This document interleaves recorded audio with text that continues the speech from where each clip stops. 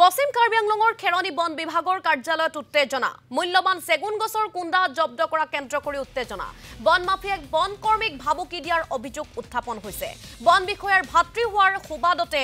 বৰণ ক্ৰামছা নামৰ এটা সৰবৰাহকাৰীয়ে বনৰক্ষীক প্ৰাণে মৰাৰো ভাবুকি দিয়াৰ অভিযোগ উত্থাপিত হৈছে আনকি বনৰক্ষীৰ হৈতেও হতাহতিত লিপ্ত হয় বন মাফিয়া বৰণ ক্ৰামছা যোৱাকালি যোনটো ৰেঞ্জাৰ ছাৰে আমাক পঠোৱাইছে ডিউটিত 11:20 টাইমত 11:20 সময়ত দিনত ৰাতিপুৱা 11:20 সময়ত এটা হাবাইপুৰ ষ্টেচন কাৰ্বি আংলং আৰু আসামৰ যোনটো বৰ্ডাৰ আছিলে ঠিক এহেতে ঠেলা 3টা আৰু আপোনাৰ বাইট এটা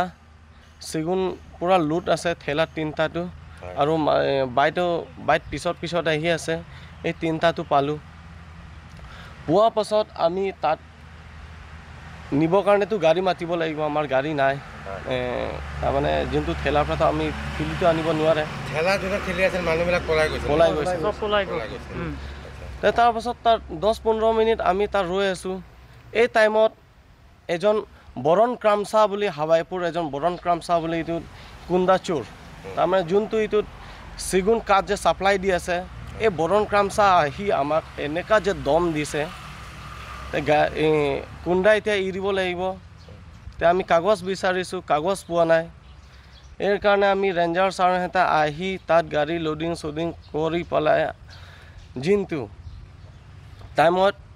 টাইমত আহি কিনে আমাক দম দিছে সিহঁতে দম দিয়াৰ পাছত গাড়ী এৰিব